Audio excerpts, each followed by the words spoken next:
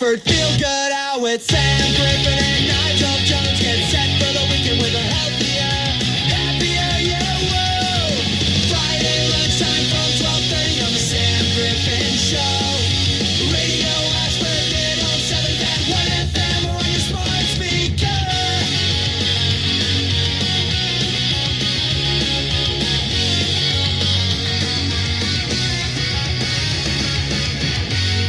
As we move into 2026, millions of people are setting personal goals and fresh intentions.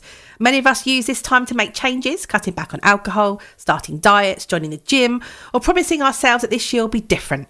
A dry January alone sees millions of people resetting their relationship with alcohol, hoping this is the year change finally sticks. Statistics show, though, that many New Year's resolutions are prone to failure, not because people lack willpower, but because resolutions are often built on pressure, guilt, or all or nothing thinking rather than a realistic plan. Today's Feel Good Hour is about doing things differently. Joining me, as always, is the gorgeous Nigel Jones, a life coach, hypnotherapist, NLP practitioner, best-selling author of Walking Back to Happiness, and founder of the 9km by 9am movement. Today, we're going beyond resolutions and talking about how to design a 2026 blueprint for goals and growth. How are you? Great to see you, Sam. Happy New Year! Happy New Year to you, yeah. It's great to be back on the Feel Good Hour. It's gone so quickly already. I know we did one just before Christmas, but we're back already, first one of the year, and it's good to have you back. Now let's talk resolutions. Yep. Everyone, most people do resolutions, but what are they, and why do people find them such a struggle to keep going? Right, well, they're basically promises that we make to ourselves at the start of the year, and yeah, they can be about improving habits, becoming a better version of who we are. They tend to get split up into like relationships, finance, habit change and things like that. Yeah. But 80%, so the figures show, fail. Yeah. And the reasons for those very simply are at the start of the year, you're really, really highly motivated, but that goes quickly because the reality kicks in, because a resolution isn't really a solid goal. It's more just like a wish. Yeah. And so they tend to be vague. And so, I'm going to drink less, or I want to be happier.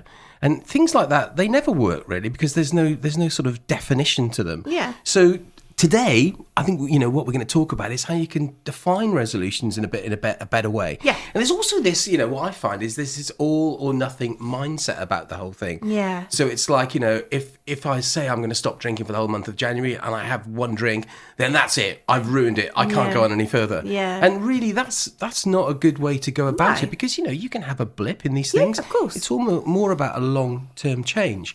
When we were sort of chatting about this earlier on, I sort of was reading about the history of these resolutions, and they go back to like Roman times. Wow. Yeah, exactly. So there was the Romans had a god called Janus, who's basically the god of beginnings and transitions. Okay. And they would basically all about looking forward and looking backwards, and they would pledge to the god of Janus. Wow. And in modern times, it's around about the early 1800s that you get New Year's resolutions popping up into common culture. Yeah. So it's interesting. It's funny, isn't it? Because January is such a tough month anyway. Yeah. It's longer. It's colder. We get paid too early, so the money's a struggle after Christmas. But it is, though. All of these factors, there's loads of food left over. Yeah. It's a hard month to say, oh, I'm going to do this and do that, because you've got so many worries potentially there already. Yeah. That potentially could stop you from doing it. Why is it better to focus on maybe more of a goal than a resolution? What's the difference? Let's talk about the difference. Yeah, so a goal is more structured. So if you look at like the definition of a goal, there's a great author called Napoleon Hill who said that a goal is a dream with a deadline. Yeah. So I really love that because as soon as you start putting like some structure around your dream, it becomes a goal. Yeah. And obviously a major part of structure is time. And so when we look at goals, there's this acronym called SMART. That if the goal fits the SMART, then it's a really, really solid goal. Okay. So S is basically, it should be specific or simple. So it's a very straightforward thing. Like, I'm going to stop drinking. So that's very that's it.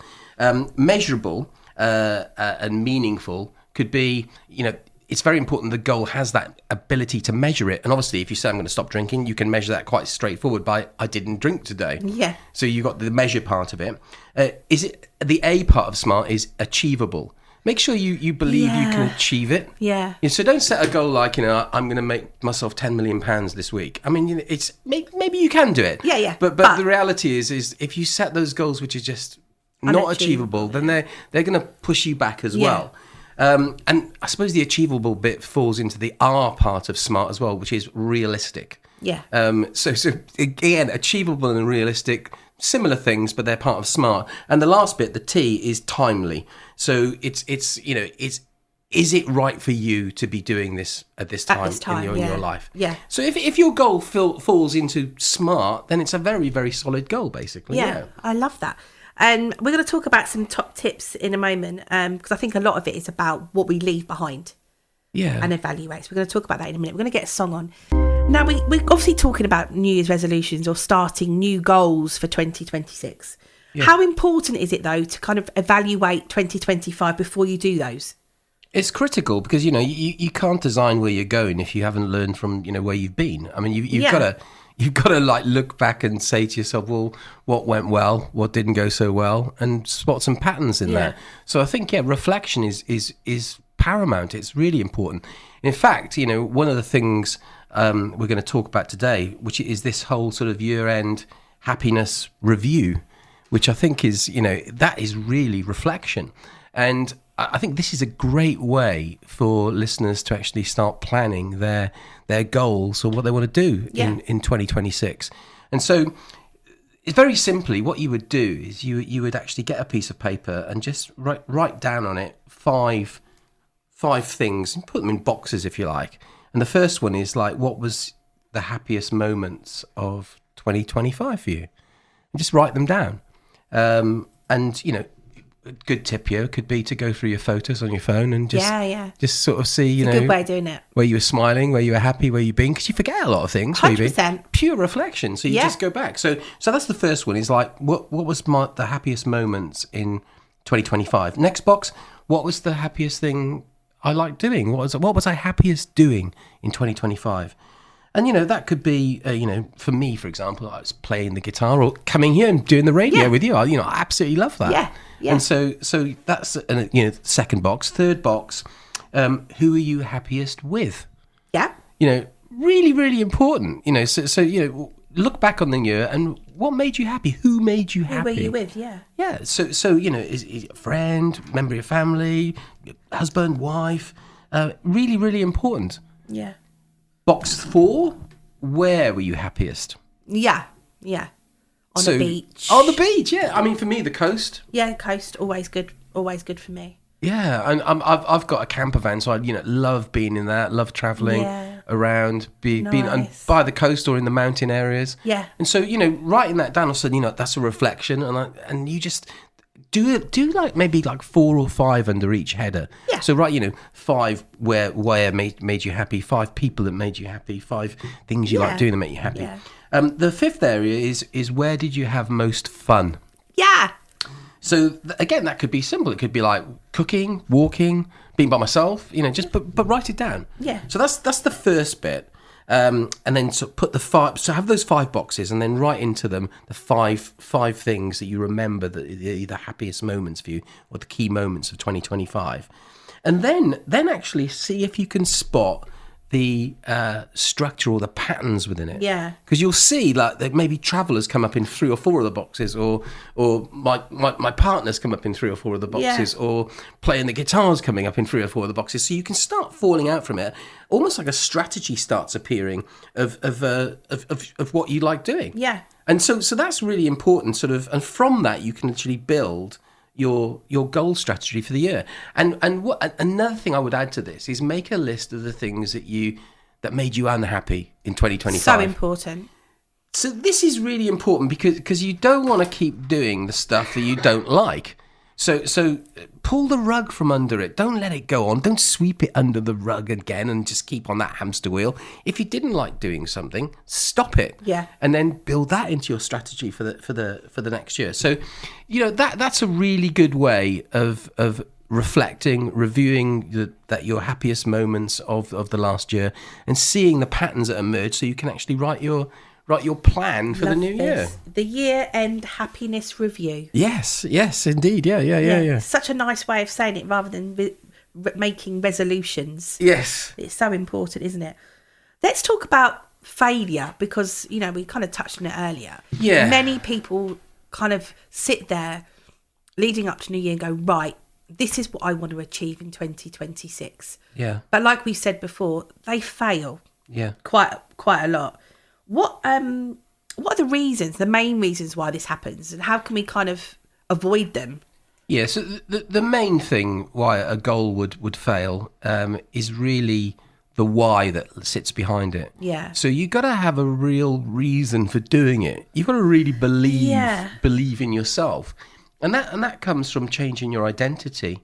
So if you decide that you're going to stop smoking or smoke vaping or stop drinking alcohol, you got to have a why about why you're doing it. And it might be for your family or your children or your health. Yeah, you want to live longer. Yeah. And those that why really drives you forward. And you know, I often quote that famous saying from Nietzsche that is he who has a why to live for can bear almost anyhow. And it's so true that when you have a why, anything's possible because it's a real emotional. It's right at your heart. It's your purpose. I'm doing this because I am this, and that's really powerful. So the reasons why the opposite, we could look at this as say why do goals fail, but the opposite is why do they actually happen? So it's just another spin on it or a reframe. So I would say if you don't have a why, your goal is likely to fail. But if you do have one, it's likely to succeed. The other things that there's lots of reasons why. One of the main ones is the goal is too vague. Yeah. You know, like I'm gonna lose some weight, or I'm gonna drink less, or I'm gonna smoke less. You know, so they're not really specific. There's no target. No target. Yeah. No target. That's really key. There's a lack of a clear deadline as well. Yeah. You know, when are you going to achieve this by? You know, how long is it going to take you? How long do you want it to take you? Having a system in place is really, really important. So, you know, the vagarity important. You need to make them clear. Have a deadline. Have, like we said at the beginning, a goal is a dream with a deadline. Yeah. One of the major things I see a lot of is just simply limiting beliefs. I mean, people believe for some reason they just can't do it, and at the end of the day, that's just something people tell themselves. A belief is just an assumption that you hold to be true. It's not true.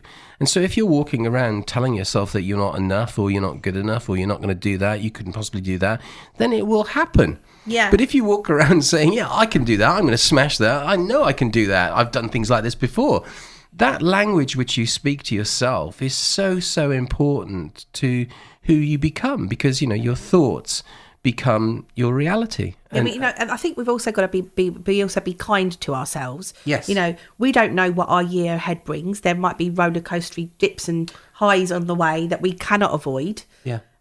So I think we also need to be mindful that if for any reason we've gone off piste because our life has changed in some way, but that's okay for that moment. Completely, yeah. You know, we have to give ourselves a bit of grace.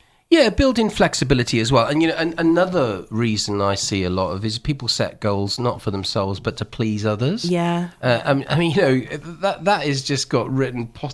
The potential for failure on those is just massive. Yeah. And so it's like, do the goals for yourself, you know, and they're the best ones. Yeah. And if you're going to do something for someone else, like a goal for someone else, you know, just build that into, work with them on it as well. Yeah. You know, set it as a goal for them as well. I think also, you know, if we say you're choosing something like food or alcohol or smoking or a habit like that, invariably, I know for me that I always think I need to look after my mental health better. I need to do this. I need to move more. Once you have those all in place, everything else seems easier. Yeah, exactly. Because it's like a domino effect, really. So a big thing to change in your life is go out and do more exercise, or stop drinking alcohol, or stop smoking, or stop vaping. Everybody knows they're bad for you.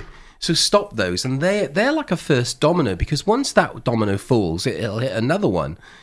So stopping smoking might mean it falls over and it hits the domino, which is walk more. Yeah, yeah. And then which hits the domino, which is eat better. Yeah, which exactly. is the next one, which is, go running or Yeah. go, they're just they're all interlinked, as you say. So And so, yeah, it's like pick a big one and then make sure that actually, once that topples, it'll knock others over. Yeah. There's this saying, which is, imagine yourself almost as like an air traffic controller, and you're controlling the aeroplanes in the sky. But think of those aeroplanes as being your goals.